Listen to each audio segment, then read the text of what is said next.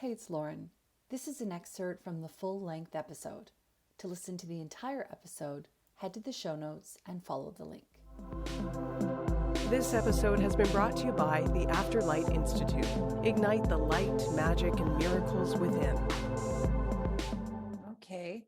So out of curiosity, for our listener at home, they are probably, if they've stuck with us to this point, they're clearly interested in sacred geometry.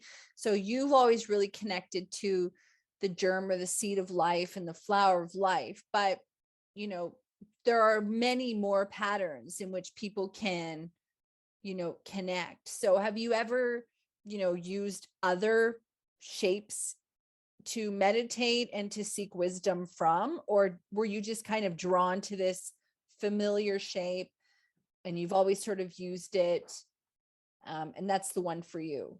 Because I guess I'm kind of curious. I'm sort of going back in my mind about, well, why was it that I looked at some shapes that made me feel stress and anxiety, whereas my friend didn't? And then why is it that I look at other shapes and think they make me feel peaceful? And is there something there? Like is there something that I should be working on, on my own in relation to that? And then why? Is it to help me calm down? Is it to help give me focus? Is it to, maybe there's wisdom within that shape?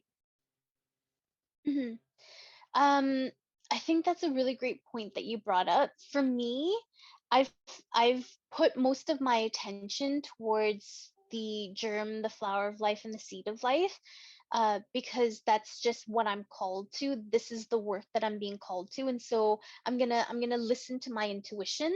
But for anyone who's interested in sacred geometry, there are so many different patterns that's gonna call to each person, and I think that's if you're feeling triggered, whether it's a happy trigger or an anxious trigger, I think that's a cue for the individual to dig a little deeper. There's a reason why you're having an emotional reaction to it. And it's there's no answer that that myself or anyone else outside of you can answer. Um that's something that is up to the individual to really take the time to slow things down and to realize for themselves, what is it about this pattern that is making me feel good? What is it about this pattern that's not making me feel as excited, or it's making me feel anxiety? And I think sitting with that thought, with that question, will help you unravel parts of yourself that's asking for attention.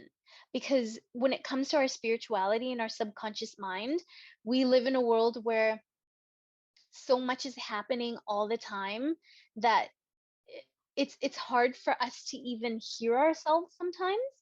So it doesn't mean that that part of us doesn't want attention. So it's just showing up and asking for attention in different ways, whether it's like a visual cue or a scent, because even when it comes to sound or music, like we were talking earlier, like music has the ability to make us feel good or sad.